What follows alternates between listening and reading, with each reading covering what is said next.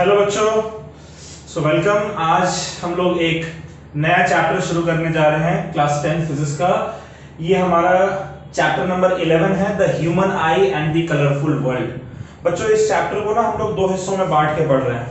एक हिस्से में हम लोग सिर्फ आई के बारे में पढ़ेंगे और दूसरे हिस्से में हम लोग कलरफुल वर्ल्ड के बारे में पढ़ेंगे। देखिए, पिछले चैप्टर में हमने डिस्कस किया था कि अगर हमें किसी भी एक ऑब्जेक्ट को देखना है, हम ये समझते हैं पिछले चैप्टर के डिस्कशन से कि अगर हमें किसी भी एक ऑब्जेक्ट को देखना है तो उसके लिए दो चीजों की रिक्वायरमेंट तो सबसे प्राइमरी होती है। पहला रिक्वायरमेंट है आई और लाइट का। ठीक है, इसमें पहला दूसरा कोई नहीं है। आई और लाइट, ये दोनों बेहद इंपॉर्टेंट हैं, इनकी जरूरत पड़ती है अगर आप किसी भी एक ऑब्जेक्ट को देखना चाहते हैं, ऑब्जर्व करना चाहते हैं। लाइट के बारे में हमने पिछले चैप्टर में काफी डिटेल में काफी कुछ पढ़ा है। अब आज का जो हमारा लेक्चर होने वाला है, इनफैक्ट ये जो हमारा चैप्टर होने वाला है, इसमें हम लोग जनरली जो आई है, एक पोर्शन हमारा है जिसमें हम ह्यूमन आई के बारे में पढ़ेंगे। हमने देखिए सीखा था कि अगर किसी भी एक ऑब्जेक्ट के ऊपर लाइट जाकर फॉल करती, किसी भी एक ऑब्जेक्ट के ऊपर जब लाइट जाकर टकराती है तो उस ऑब्जेक्ट से टकराने के बाद लाइट जो है वहां से बाउंस बैक करती है हर पॉसिबल डायरेक्शन में, राइट। तो हर पॉसिबल डायरेक्शन में बाउंस बैक करने के बाद जब वो लाइट आपकी तरफ बढ़ती है, जैसे सपोज करें ये बोर्ड है, इस पर हर पॉसिबल डायरेक्शन से लाइट आकर और हर पॉसिबल डायरेक्शन में लाइट जो है वो रिफ्लेक्ट हो रही होगी। लेकिन कुछ ऐसा पोर्शन है जो रिफ्लेक्ट होने वाली लाइट रेज हैं, उनका कुछ ऐसा पोर्शन है जो कि आप तक पहुंच रही है और इस वजह से आप इस बोर्ड को देख पा रहे हैं। लेकिन सिर्फ आप तक पहुंच जाना और आप बोर्ड को देख पाओ, ऐसा नहीं होता है। अगर इससे लाइट जो टकरा रही है और जो लाइट आपके डायरेक्शन में ट्रैवल कर रही है, वो लाइट आपके आई में एंटर करती है और एक पूरा प्रोसेस होता है। उस प्रोसेस के थ्रू इस बोर्ड की या इस ऑब्जेक्ट की जो इमेज है वो आपके आई में फॉर्म होती है और तब जाकर आप चीजों को देख पाते हैं।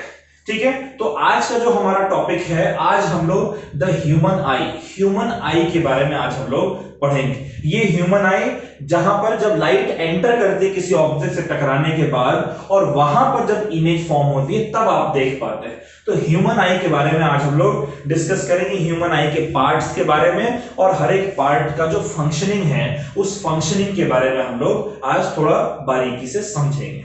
ठीक है, तो देखिए समझिए इस बात को कि वैसे तो हमारे बॉडी में टोटल 5 सेंस ऑर्गन्स प्रेजेंट है ना। हमारे पास ईयर है, नोज है, आई है, टंग है, स्किन है। ये टोटल 5 सेंस ऑर्गन्स हैं और हर एक सेंस ऑर्गन हम जानते हैं कि हमारे लाइफ के लिए बेहद इंपॉर्टेंट है। कोई भी एक अगर मिसिंग होगा then there will be lot many things जो कि आप फील नहीं कर पाएंगे। जैसे हर एक सेंस ऑर्गन अपना अपना जब काम करते हैं, फंक्शन करते हैं, तब आप हर चीज को बारीकी से, हर चीज को सही तरीके से आप देख पाते हैं, सुन पाते हैं, समझ पाते हैं, टेस्ट कर पाते हैं, फील कर पाते हैं। लेकिन अगर आपसे पूछा जाए कि भाई ये जो 5 सेंस ऑर्गन्स हैं, ईयर, नोज, आई, टंग और स्किन, ये जो 5 सेंस ऑर्गन्स हैं, इन 5 सेंस ऑर्गन में सबसे इंपॉर्टेंट सेंस ऑर्गन क्या है? तो मेरे हिसाब से सबसे ज्यादा इंपॉर्टेंट सेंस ऑर्गन जो है वो हमारा आई होता है। मैं इसके लिए आपको एक छोटा सा एग्जांपल दे रहा हूं। सपोज करें कि आपके आई के ऊपर मैं एक पट्टी लगा दूं, ठीक है, एक कपड़ा बांध दूं, ठीक है, आप आंखों से कुछ नहीं देख पा रहे हैं और उसके बाद सबसे पहली बात तो कि आप अपने आसपास का जो ये कलरफुल वर्ल्ड है उस कलरफुल वर्ल्ड को ही नहीं देख पाएंगे। आप रेनबो नहीं देख पाएंगे, आप ब्लूइश कलर ऑफ स्काई नहीं देख पाएंगे, सनराइज और सनसेट के दौरान जो सन रेड नजर आता है वो नहीं देख पाएंगे। इस तरीके के बहुत सारे इफेक्ट्स हैं। स्टार को नहीं देख पाएंगे, ट्विंकलिंग ऑफ स्टार को नहीं देख पाएंगे। तो ऐसे जितने भी ब्यूटीफुल फिनोमेनाज हैं हमारे आसपास, उन फिनोमेनाज में से किसी भी फिनोमेना को आप नहीं देख सकते हैं या आप नहीं फील कर सकते हैं अगर आपकी आंखें बंद हो। लेकिन उसके बावजूद अगर सपोज करो कि मैं आपकी आंखों के ऊपर एक पट्टी लगा दूं और फिर मैं आपके सामने एक ऑब्जेक्ट को रखूं और आपको उस ऑब्जेक्ट को टच करके बताना है कि वो ऑब्जेक्ट क्या है, मैं आपके सामने एक मार्कर लाकर रख देता हूं, मैं आपके सामने एक डस्टर लाकर रख देता हूं, एक बुक लाकर रख देता हूं, और बहुत सारी चीजें जो हैं वो मैं आपके सामने लाकर रखता हूं। और आपको सिर्फ करना कि आपको सिर्फ उस ऑब्जेक्ट को टच करना है और टच करके आपको बताना है कि ये ऑब्जेक्ट क्या है। ऑलराइट, तो आप कॉन्फिडेंटली हर चीज के बारे में नहीं बता सकते हैं टच करके कि अच्छा ये ऑब्जेक्ट तो यही है पक्का, ठीक है। उसी तरीके से आप सपोज करो कि अगर आपको टेस्ट करके बताना हो किसी भी चीज को, अगर आंखों में पट्टी है और आपको टेस्ट करके बताना है कि वो चीज क्या है, तो आप कॉन्फिडेंटली हर चीज के बारे में आप टेस्ट करके, हर चीज का टेस्ट आपको नहीं मालूम। उसी तरीके से हर चीज के आवाज को सुनकर भी आप नहीं बता सकते हैं कि ये चीज एग्जैक्टली यही है। हर चीज को स्मेल करके भी आप नहीं बता सकते हैं कि ये चीज एग्जैक्टली यही है। यानी बाकी जो 4 सेंस ऑर्गन्स हैं वो आपको कॉन्फिडेंटली हर चीज के बारे में इंफॉर्मेशन नहीं देते, लेकिन वहीं अगर आप अपनी आंखों से उस चीज को देख रहे हो तब आप कॉन्फिडेंटली बता सकते हो कि ये चीज यही है। या तो मुझे भाई नहीं पता है, मैंने नहीं देख रखा है इसको, मुझे पता ही नहीं है कि ये चीज क्या है, या अगर देख रखा है तो भैया ये चीज यही है, इसके अलावा और कुछ नहीं। तो आई के थ्रू आप उसको कॉन्फिडेंटली जो है बता सकते हैं।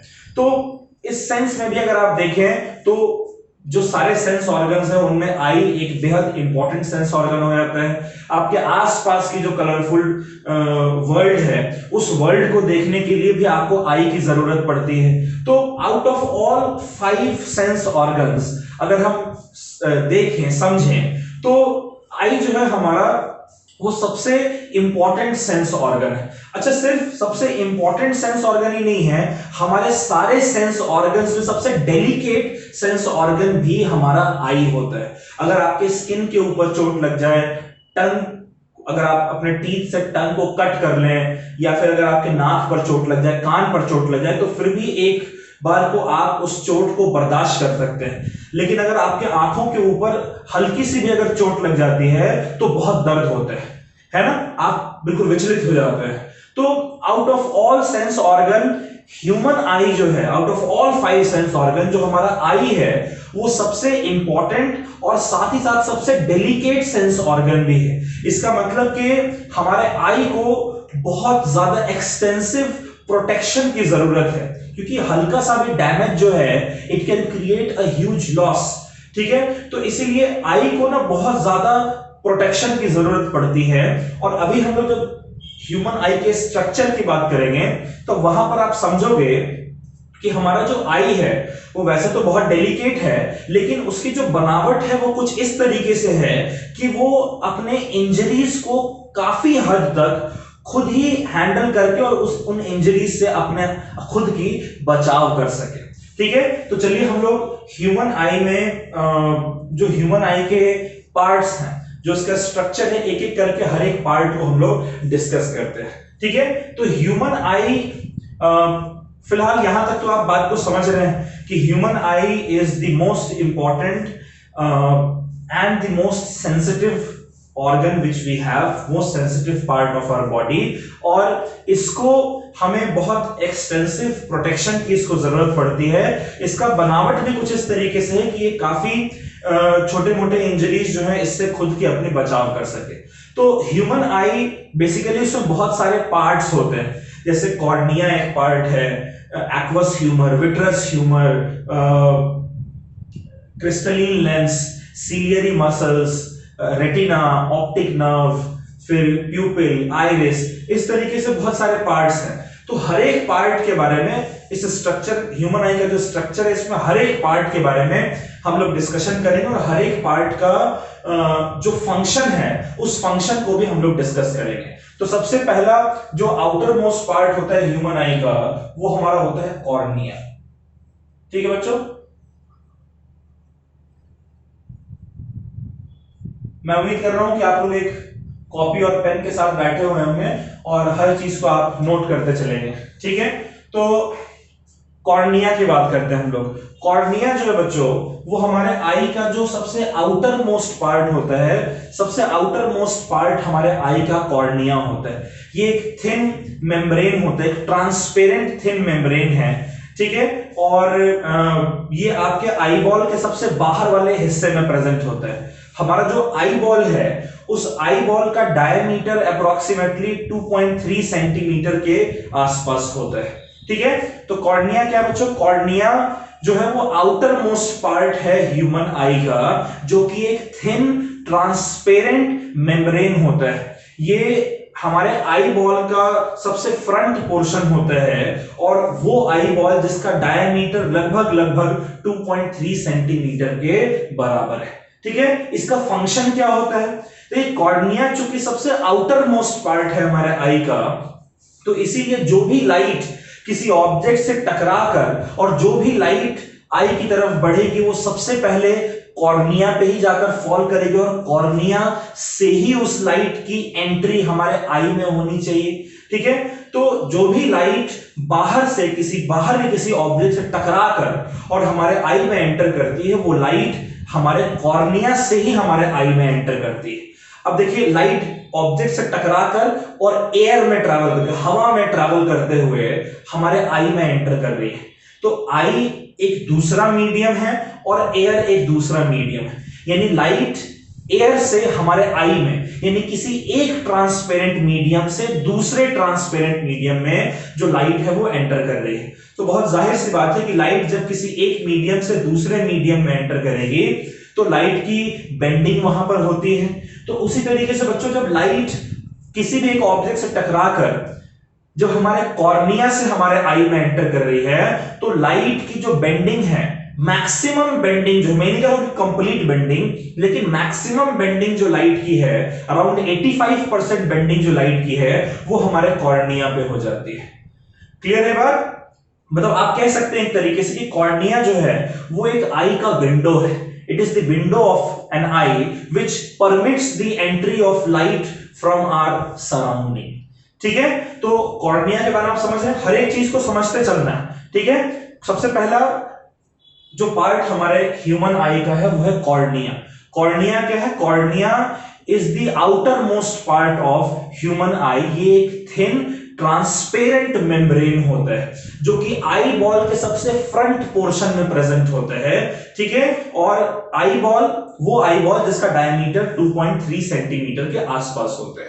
ठीक है, कॉर्निया चूंकि हमारे आई का आउटर मोस्ट पार्ट है, इसलिए किसी भी एक ऑब्जेक्ट से टकराने के बाद जो लाइट हमारे आई में एंटर करती है वो लाइट सबसे पहले हमारे कॉर्निया पे आकर फॉल करती है। और चूंकि एक मीडियम में चेंज हो रहा है जब लाइट एयर से हमारे आई में एंटर करती है, इसीलिए जो मैक्सिमम रिफ्रैक्शन है वो हमारे कॉर्निया पे हो जाता है। यानी कॉर्निया एक तरीके से हमारे आई के लिए एक विंडो की तरह एक्ट करता है जो कि परमिट करता है हमारे सराउंडिंग से जो लाइट है उसे हमारे आई में एंटर होने के लिए। ठीक है, तो मैं यहां पर कॉर्निया के बारे में लिख दे रहा हूं, आप ये बोर्ड भरने के बाद आप पूरा सब चीज नोट कर लेंगे। तो कॉर्निया क्या है बच्चों? It is the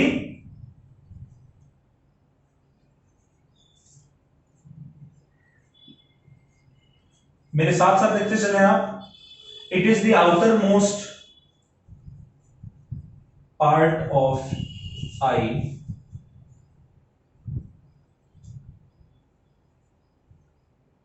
which is a thin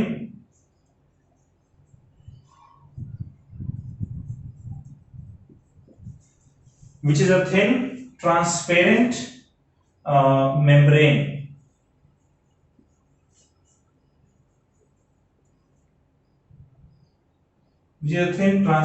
membrane present in the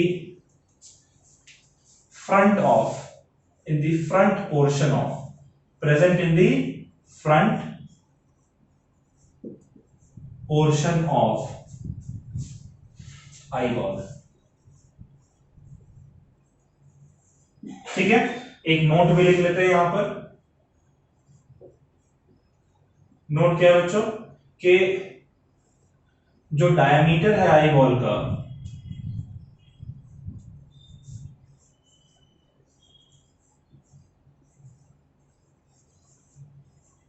is around 2.3 centimetre. ठीक है। तो कॉर्निया जो है वो हमारे आई का आउटर मोस्ट पार्ट होता है, जो कि एक थिन ट्रांसपेरेंट मेम्ब्रेन है, और ये हमारे आईबॉल के फ्रंट पोर्शन में प्रेजेंट होता है। आईबॉल जिसका डायमीटर अराउंड 2.3 सेंटीमीटर के बराबर है। तो अगर आपसे कोई पूछे कि what is the function of cornea, ये तो हमने देखा कि कॉर्निया क्या होता है, फंक्शन क्या है कॉर्निया का, ठीक है। तो कॉर्निया जैसे कि हमने डिस्कस किया कि जो भी लाइट हमारे आसपास के सराउंडिंग से हमारे आई में एंटर करती है, वो लाइट हमारे कॉर्निया से एंटर करती है। तो the light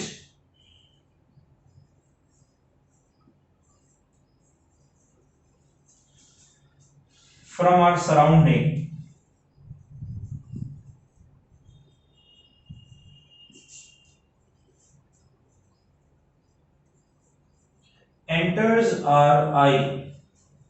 enters our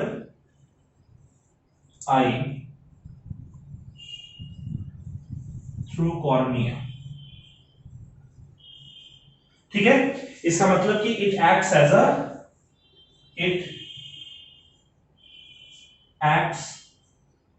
as a window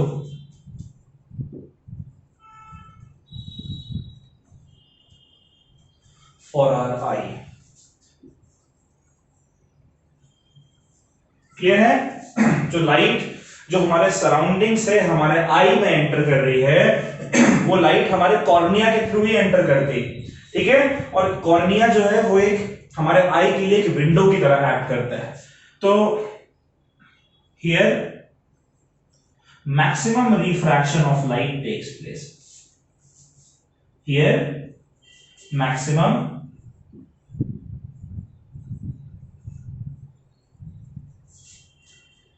refraction of light,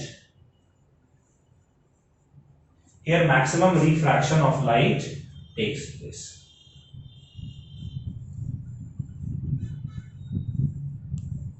right। जो लाइट है हमारे सराउंडिंग से वो हमारे आई में कॉर्निया के थ्रू एंटर करती है।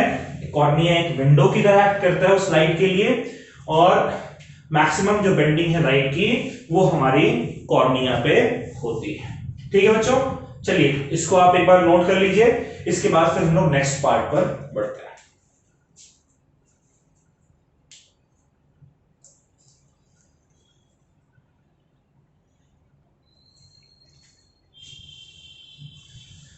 चलिए बच्चों, तो नेक्स्ट पार्ट, पहला पार्ट तो हमारा कॉर्निया था। हमने कॉर्निया को देखा कि ये एक आउटर मोस्ट पार्ट है ह्यूमन आई का, जो कि एक थिन ट्रांसपेरेंट मेम्ब्रेन होता है, जो कि हमारे आईबॉल के सबसे बाहर वाले स्ट्रक्चर में प्रेजेंट होता है। जो भी लाइट है वो हमारे कॉर्निया से हमारे आई में एंटर करती है, मैक्सिमम रिफ्रैक्शन जो है लाइट का वहीं पर होता है, ठीक है। तो अब जो नेक्स्ट पार्ट हमारे ह्यूमन आई का जो हम पढ़ने जा रहे हैं, सेकेंड पार्ट है, वो हमारा है एक्वस ह्यूमर, ठीक है। सेकेंड पार्ट हमारे ह्यूमन आई क्या है बच्चों, सेकेंड पार्ट हमारे ह्यूमन आई का है एक्वस ह्यूमर। क्या है? Aqueous humour.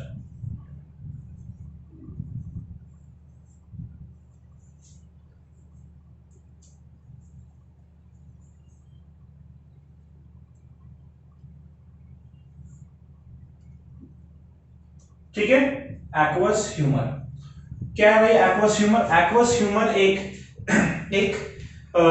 जेली लाइक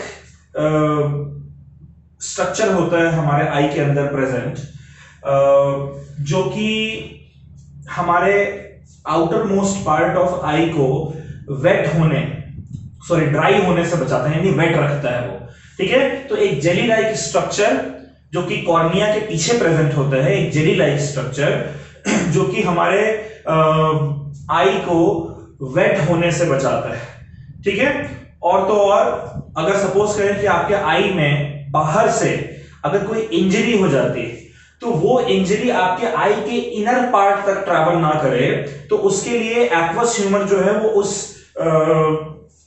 उस इंजरी का जो शॉक है, उस शॉक को एब्जॉर्ब करने का भी काम करता है, ठीक है। तो एक्वस ह्यूमर क्या है? एक्वस ह्यूमर एक जेली लाइक स्ट्रक्चर है। क्या है बच्चों? एक्वस ह्यूमर एक जेली लाइक स्ट्रक्चर है जो कि हमारे कॉर्निया के पीछे प्रेजेंट होता है। इसका काम होता है हमारे आउटर मोस्ट पार्ट ऑफ आई को वेट रखना, उसे ड्राई होने से बचाना, ठीक है। और तो और अगर कोई इंजरी हमें, एक्सटर्नल इंजरी, बाहर से कोई इंजरी हमें हो रही है हमारे आई में, तो वो इंजरी, उस इंजरी का जो इफेक्ट है, उस इंजरी का जो शॉक है, वो हमारे इनर पार्ट ऑफ आई की तरफ ट्रैवल ना करे, इसलिए उस इंजरी के शॉक को एक्वस ह्यूमर एब्सॉर्ब करता है। ठीक है, तो हम लिखेंगे कि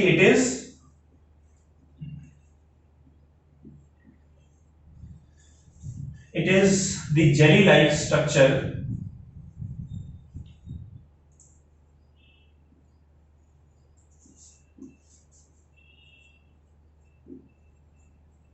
ठीक है, it is the jelly like structure present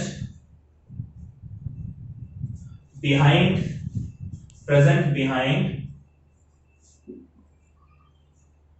cornea।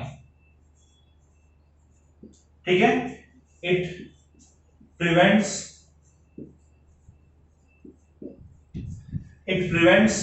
outermost part, it prevents outermost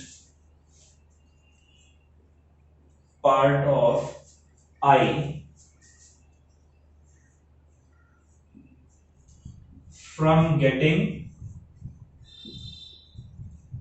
dry। Clear है? और तो और it acts as a shock absorber, it acts as a shock absorber and prevents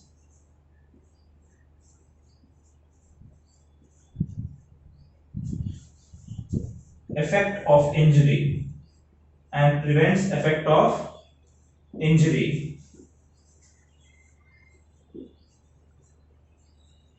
from traveling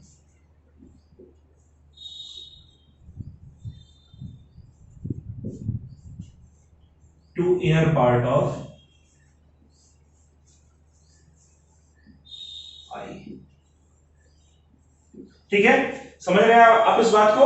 aqueous humour एक jelly like structure होता है जो कि cornea के पीछे प्रेजेंट होता है। इसका काम होता है कि ये हमारे आई के आउटर मोस्ट पार्ट को ड्राई होने से बचाए, यानी उसे वेट रखे। और कोई भी अगर इंजरी हमें हो गई है तो उस इंजरी के शॉक को इनर पार्ट ऑफ आई तक ट्रैवल करने से वो प्रिवेंट करता है, वो शॉक को एब्सॉर्ब कर लेता है, शॉक एब्सॉर्बर की तरह एक्ट करता है। ठीक है, उसके बाद फिर थर्ड पार्ट जो है बच्चों, जो हम लोग पढ़ रहे हैं, वो है crystalline lens.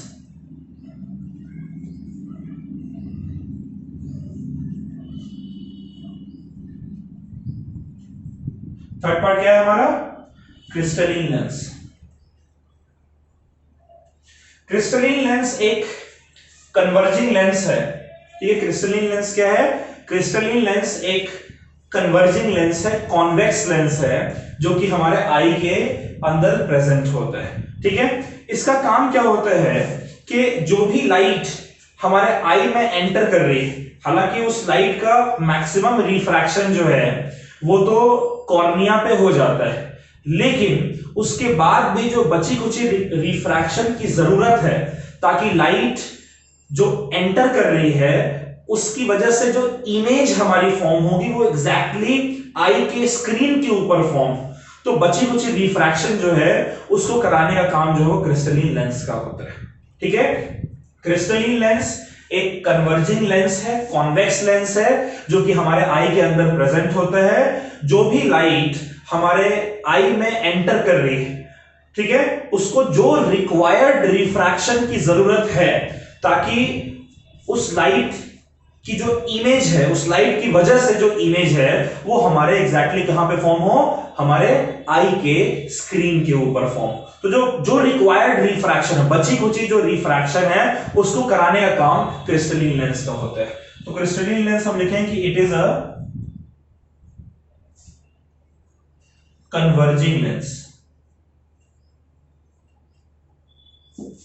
It is a converging यानी कि कॉन्वेक्स लेंस, एक कन्वर्जिंग लेंस है। ठीक है,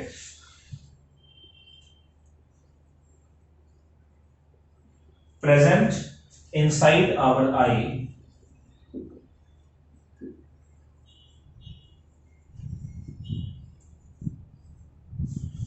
All right, it is a converging lens present inside our eye. Its function is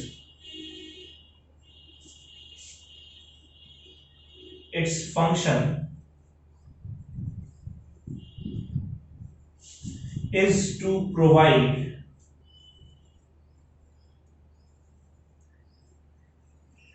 the desired bending of light, या desired refraction, is to provide the desired refraction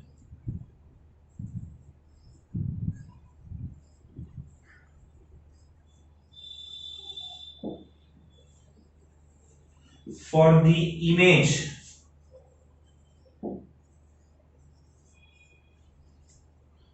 desired refraction to light, desired refraction to light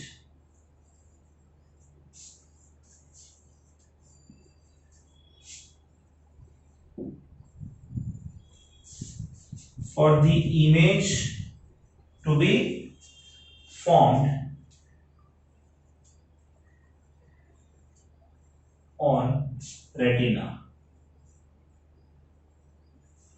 कहां पे image form होगी?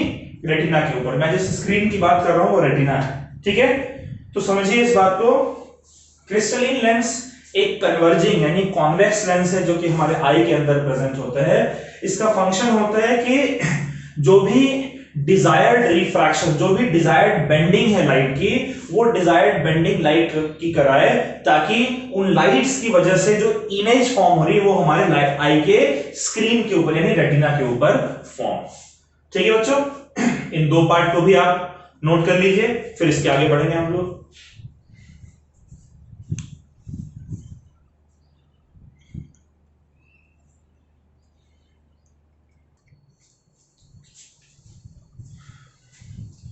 चलिए बच्चों इसके आगे देखते हैं।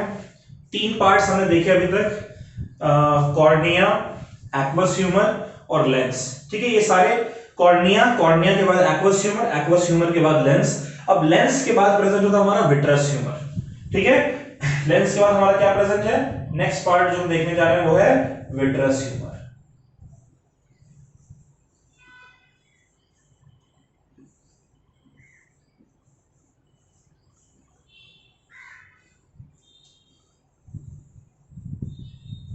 विट्रस ह्यूमर क्या है? विट्रस ह्यूमर जैसे एक्वस ह्यूमर एक जेली लाइक स्ट्रक्चर था, उसी तरीके से विट्रस ह्यूमर भी एक जेली लाइक स्ट्रक्चर है।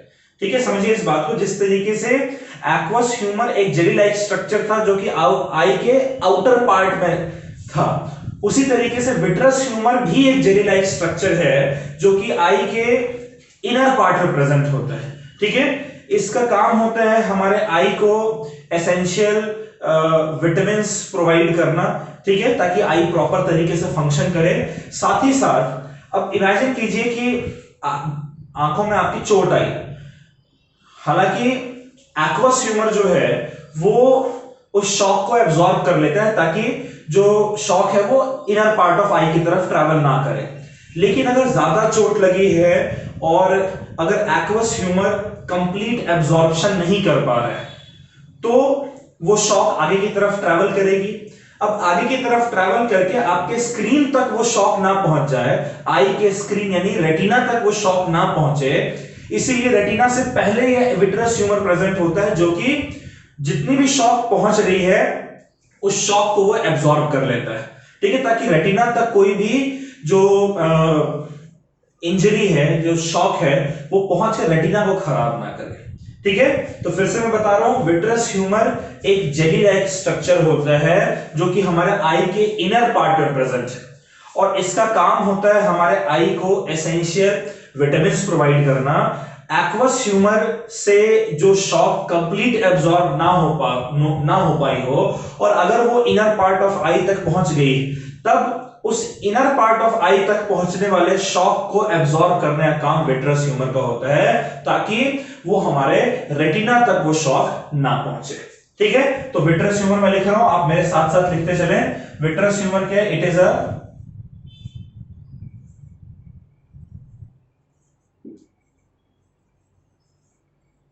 jelly like structure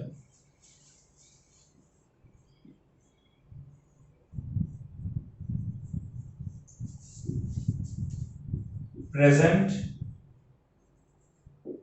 in inner part of our eye.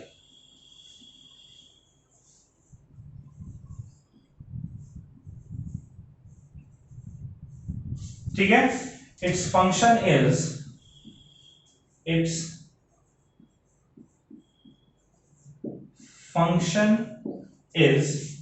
to provide essential vitamins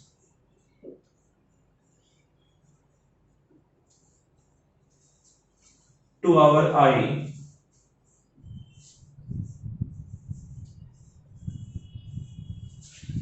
and to absorb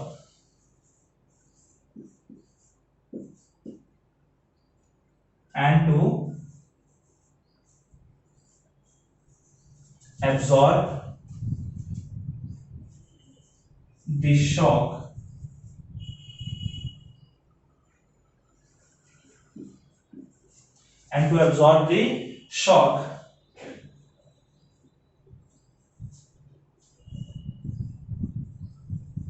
which reaches to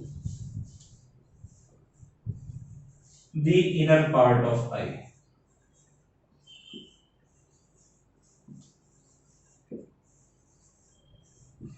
clear है? विट्रस ह्यूमर का काम क्या होता है बच्चों? विट्रस ह्यूमर एक जेली लाइक स्ट्रक्चर है जो कि हमारे आई के इनर पार्ट में प्रेजेंट है। इसका फंक्शन होता है हमारे आई को एसेंशियल विटामिन्स प्रोवाइड करना, और अगर कोई शॉक हमारे आई के इनर पार्ट तक ट्रैवल कर जाए, एक्वस ह्यूमर से आगे ट्रैवल करके इनर पार्ट तक पहुंच जाए, तब उस शॉक को एब्जॉर्ब करने का काम जो है वो विट्रस ह्यूमर का होता है। ठीक है, तो सीक्वेंस वाइज पढ़ा हमने। सबसे बाहर कॉर्निया, कॉर्निया के अंदर एक्वस ह्यूमर, फिर एक्वस ह्यूमर के भी अंदर अगर आप आकर देखें और अंदर आई तक पहुंचे तो क्रिस्टलीन लेंस, उससे भी और अंदर आएंगे तो आपका हो जाएगा विट्रस ह्यूमर, और विट्रस ह्यूमर के भी अंदर इसके बाद क्या प्रेजेंट है? इसके बाद हमारा रेटिना प्रेजेंट होता है। ठीक है, तो फिफ्थ क्या है हमारा? Retina.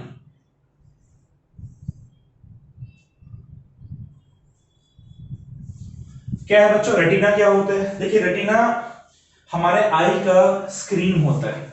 Retina is the screen of our eye. जो भी लाइट हमारे आई में एंटर करती है उसकी जो इमेज है वो हमारे रेटिना के ऊपर फॉर्म होती है। देखिए रेटिना जो है वो एक लाइट सेंसिटिव स्क्रीन है।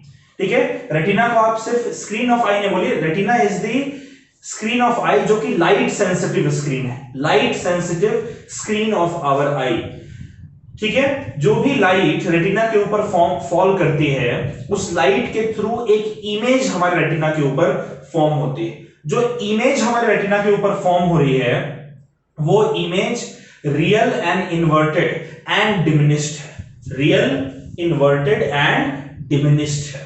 क्लियर है बात? समझ पा रहे हैं? तो रेटिना एक लाइट सेंसिटिव स्क्रीन है हमारे आई का, जिसका काम होता है जो भी लाइट हमारे आई में एंटर कर रही है उसको कलेक्ट करके एक इमेज फॉर्म करे। मतलब जो इमेज है वो हमारे रेटिना के ऊपर फॉर्म हो रही है, आई के स्क्रीन के ऊपर फॉर्म होती है।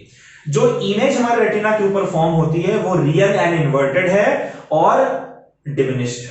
ठीक है, तो रेटिना आप लिखेंगे it is the light sensitive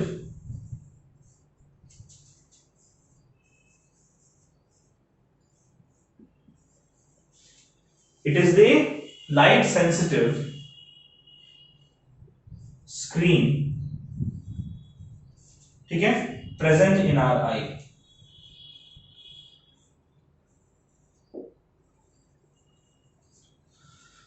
एक लाइट सेंसिटिव स्क्रीन जो कि हमारे आई में प्रेजेंट होता है, इसका फंक्शन होता है टू फॉर्म, क्या फंक्शन होता है? Its function is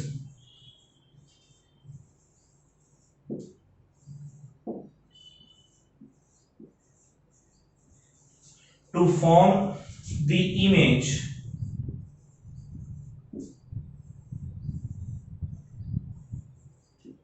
of the object ठीक है, is to form the image of the object due to the light from object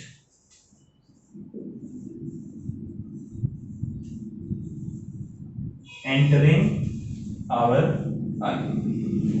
ठीक है, इसका फंक्शन है इमेज फॉर्म करना। किसका इमेज फॉर्म करना?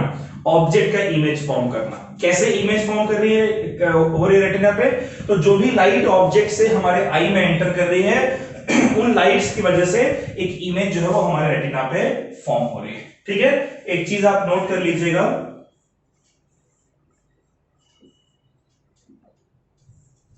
जो इमेज हमारी फॉर्म हो रही है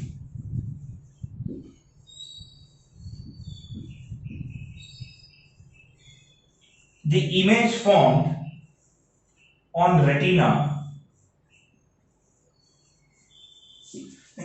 is real, inverted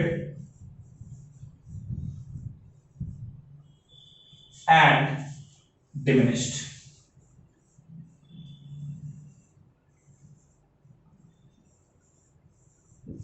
ठीक है, इमेज जो है वो हमारी रेटिना पे जो फॉर्म हो रही है वो रियल है, इन्वर्टेड है और डिमिनिश्ड। नोट कर ले बच्चों इसको।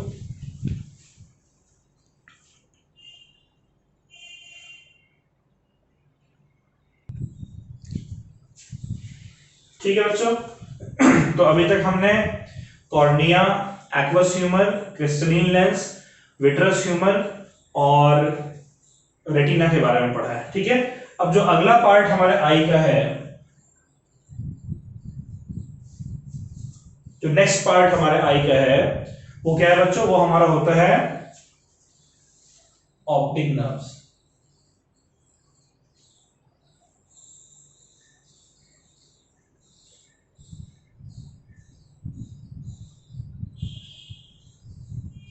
ठीक है, नेक्स्ट पार्ट क्या है? Optic nerves. देखिए, ऑप्टिक नर्व जो है वो एक लाइट सेंसिटिव नर्व होता है। ठीक है, तो ऑप्टिक नर्व एक लाइट सेंसिटिव नर्व है जो कि तब एक्टिवेट होता है जब रेटिना के ऊपर लाइट फॉल करती है, इमेज फॉर्म होती है। तो ऑप्टिक नर्व एक लाइट सेंसिटिव नर्व है, ये रेटिना से जुड़ा हुआ होता है और इसका काम होता है कि जो भी इमेज रेटिना के ऊपर फॉर्म हो रही है, जो भी इमेज रेटिना के ऊपर फॉर्म हो रही है, उस इमेज के इंफॉर्मेशन को, उस इमेज के इंफॉर्मेशन को इलेक्ट्रिकल इंपल्स के थ्रू, दो तरीके के इंपल्सेस होते हैं हमारे बॉडी में, इलेक्ट्रिकल इंपल्स और केमिकल इंपल्स। तो इलेक्ट्रिकल इंपल्स के थ्रू ये उस इमेज के इंफॉर्मेशन को रेटिना से उठाकर और ब्रेन तक लेकर जाता है। ठीक है, ऑप्टिक नर्व एक लाइट सेंसिटिव नर्व है जो कि रेटिना से कनेक्टेड होता है, अटैच्ड होता है। इसका काम होता है कि जो भी लाइट रेटिना के ऊपर फॉल कर रही है, जो इमेज रेटिना के ऊपर फॉर्म हुई है, उसके इंफॉर्मेशन को ये ऑप्टिक नर्व इलेक्ट्रिकल इंपल्स के थ्रू ब्रेन तक लेकर जाता है। ठीक है, तो ऑप्टिक नर्व का काम क्या है? आप कहेंगे ऑप्टिक नर्व क्या है? It is a light sensitive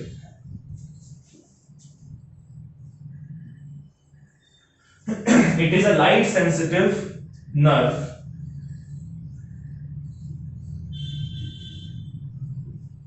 attached to the retina। क्या ऑप्टिक नर्व क्या है? लाइट सेंसिटिव नर्व है जो कि रेटिना तक अटैच्ड है। ठीक है, इसका फंक्शन क्या होता है?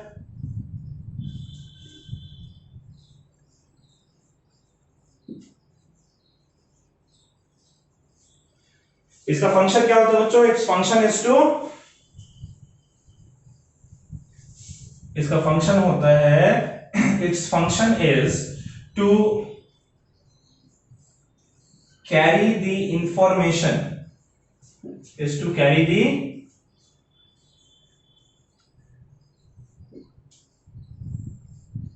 its function is to carry the information of image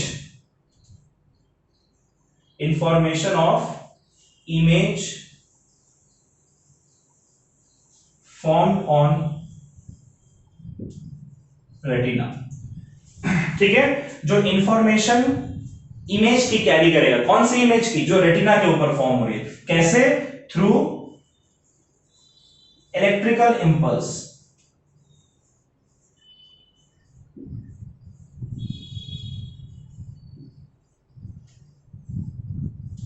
कैसे कैरी करेगा, थ्रू इलेक्ट्रिकल इंपल्स। कहां तक कैरी करेगा, टू दी ब्रेन।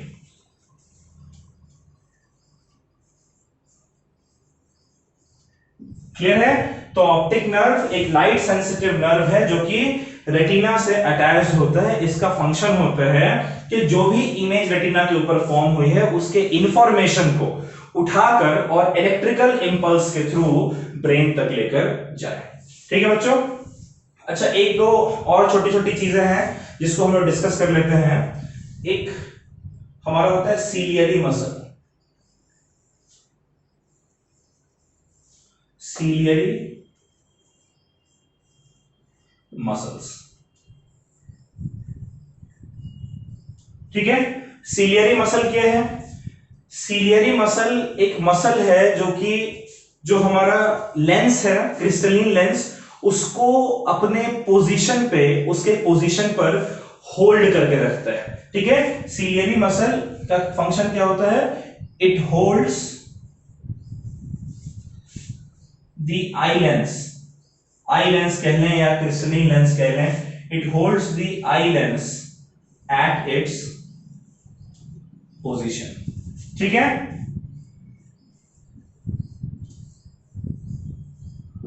और तो और सिर्फ आई लेंस को उसकी पोजीशन पर होल्ड करके रखने में हेल्प नहीं करता है।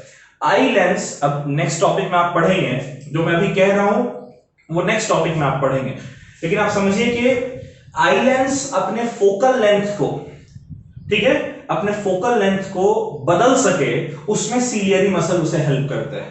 ठीक है, and helps ciliary sorry and helps eye lens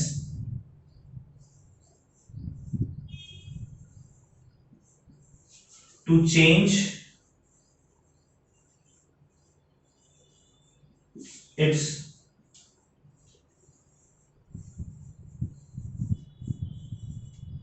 focal length. ठीक है, सीलियरी मसल क्या है? सीलियरी मसल ये होल्ड करता है आई लेंस को उसके पोजीशन पे और हेल्प करता है जो आई लेंस है उसको अपने फोकल लेंथ को चेंज करने के लिए। अच्छा, फोकल लेंथ को क्यों चेंज करना पड़ता है हमारे आई लेंस को, ये आप अगले लेक्चर में पढ़ेंगे कि अपने फोकल लेंथ को चेंज करके वो इमेज को बिल्कुल एग्जैक्टली रेटिना के ऊपर फॉर्म कराने के लिए ऐसा करता है। अगले लेक्चर में इसको डिटेल में हम लोग, पूरा लेक्चर उसी पे बेस्ड होगा। ठीक है, एक सीलियरी मसल हो गया। अच्छा, एक बच्चों हमारा होता है रॉड्स। क्या होता है? मैं एक ही में लिख रहा हूं, rods and cones. Rods and cones का काम क्या होता है? ये हमारे रेटिना स्क्रीन के ऊपर प्रेजेंट होता है। रॉड्स एंड कोन्स का काम होता है, रॉड्स का काम होता है हमारे लाइट में, हमारे आई में कितनी इंटेंसिटी की लाइट एंटर कर रही है। ठीक है, हमारे आई में कितनी इंटेंसिटी की लाइट एंटर कर रही है, उस इंटेंसिटी को सेंस करने के लिए रॉड प्रेजेंट होता है। और कोन्स का काम क्या होता है? कलर को सेंस करने के लिए कि कौन सा कलर उस ऑब्जेक्ट का है। ठीक है, तो रॉड्स एंड कोन्स में,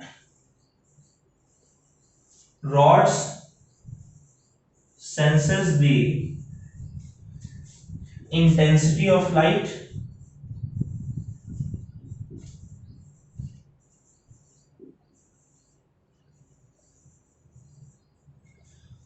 और जो कोन्स हैं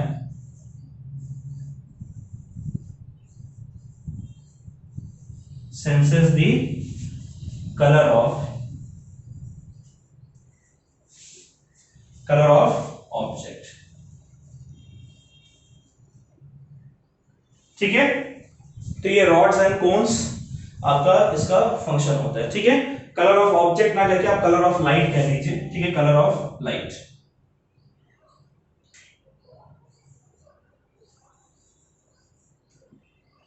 इन ऑब्जेक्ट से ऑब्जेक्ट कौन से कलर का है, कौन से कलर से टकरा कर लाइट आपके आई में एंटर की है उसके लिए। ठीक है बच्चों, इसको भी आप नोट कर लें। दो चीजें और हैं, उसको भी हम लोग डिस्कस करते हैं। ठीक है, नोट कर लें आप।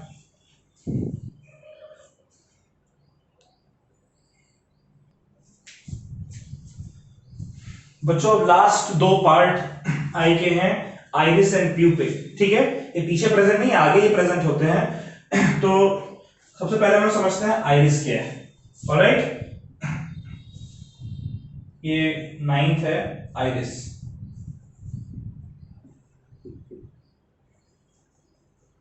ठीक है, आइरिस एक डार्क मस्कुलर डायफ्राम होता है। ठीक है, जो कि कॉर्निया के पीछे प्रेजेंट होता है और इसमें कलर्ड पिगमेंट्स होते हैं। जैसे उसके ऊपर डिपेंड करता है कि आपके आई का कलर क्या है, ब्लैक है कि ब्राउन है कि ग्रीन है कि ब्लू है। ठीक है, तो आइरिस एक डार्क मस्कुलर डायफ्राम है जो कि कॉर्निया के पीछे प्रेजेंट होता है और ये कलर्ड पिगमेंट होता है। देखिए इसका काम बेसिकली क्या होता है, एक प्यूपिल होता है, आइरिस के साथ प्यूपिल होता है। आइरिस का काम होता है प्यूपिल के साइज को कंट्रोल करना।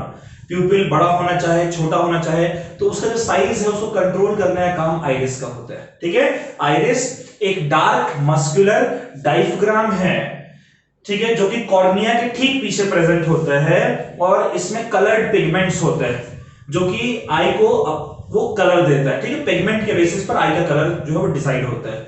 आइरिस का काम होता है प्यूपिल के साइज को कंट्रोल करना।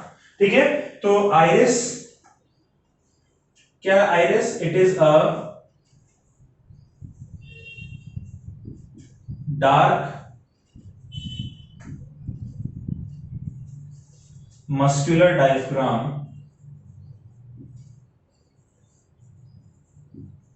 ठीक है, डार्क मस्कुलर डायफ्राम है। ठीक है, which consists of colored pigment,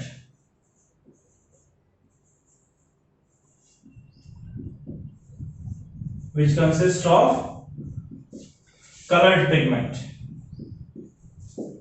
It is present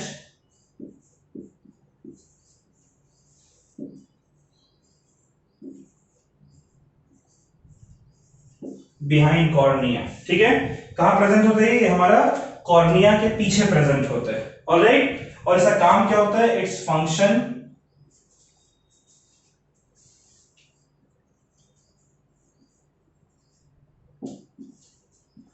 is to control the size of pupil. क्या फंक्शन होता है बच्चों आइरिस का? To control the size of pupil. ठीक है, और ये जो आखिरी पार्ट है हमारा, ये हमारा है प्यूपिल।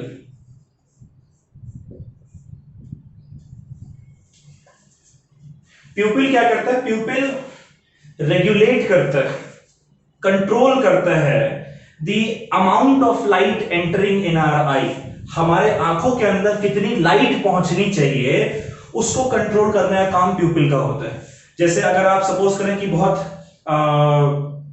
काफी धूप में चले गए, ठीक है, बहुत ब्राइट जगह पर चले गए, तो आपकी आंखें छोटी हो जाती हैं। ये प्यूपिल जो है वो अपने आप खुद को कॉन्ट्रैक्ट कर लेता है, और कॉन्ट्रैक्ट किसकी मदद से? आइरिस की मदद से कॉन्ट्रैक्ट कर लेता है। जब वो कॉन्ट्रैक्ट करता है तो कम लाइट एंटर करती है, और अगर आप किसी डार्क रूम में चले जाएं तब जो प्यूपिल है वो खुद को एक्सपैंड कर लेता है ताकि जितनी भी लाइट है ज्यादा से ज्यादा लाइट आई में एंटर कर सके। ठीक है, तो प्यूपिल इसका काम होता है टू रेगुलेट और control the amount of light entering in our eye. ठीक है, तो pupil controls the amount of light, pupil controls the amount of light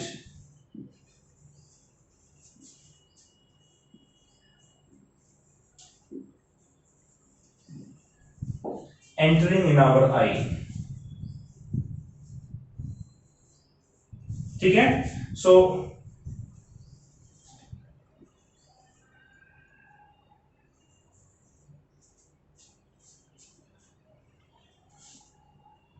when there is lots of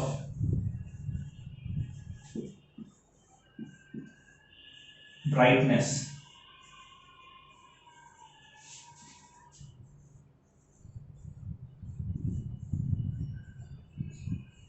pupil contracts.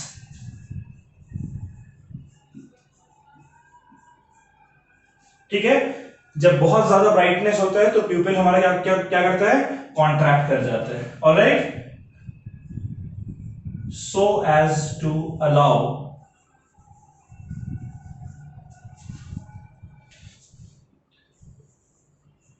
less amount of light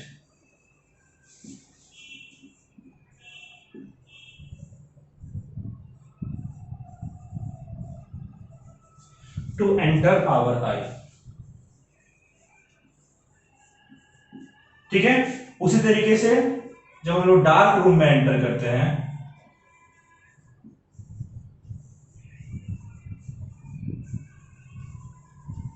कहां enter करते हैं, जब हम लोग dark room में एंटर करते हैं तो जो प्यूपिल है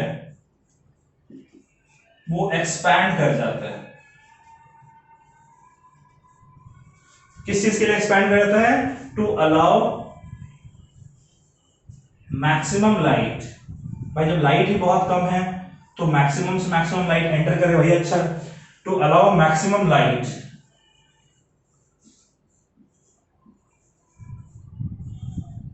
टू एंटर आवर आई. अच्छा, डार्क रूम ना क्या कहते हैं, हम लोग डिम रूम कह देते हैं. ठीक है, बहुत डिम रूम है, बहुत कम रोशनी है, तो उस केस में. ठीक है बच्चों, चलिए इन दोनों को भी नोट कर लीजिए. एक आखिरी चीज बताता हूं और लेक्चर हमारा खत्म हो जाएगा. इसको नोट कर लें आप लोग.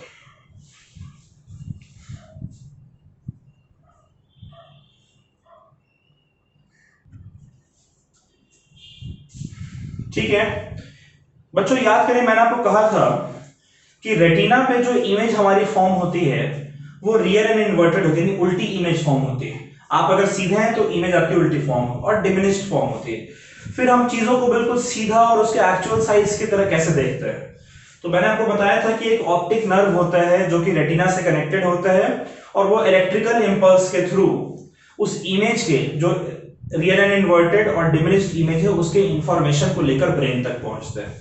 ब्रेन जब, अब बाकी का काम सारा ब्रेन का होता है, ठीक है, लेकिन वो आई का काम नहीं हो, ब्रेन का काम हुआ, इसलिए हम यहां पर उसको लिख नहीं रहे हैं. लेकिन आप समझ लीजिए कि जो ब्रेन है जब वो ऑप्टिक नर्व के थ्रू इंफॉर्मेशन को रिसीव करता है तो उसके बाद फिर वो उस इंफॉर्मेशन को स्टडी करता है और सारे कैलकुलेशंस करता है.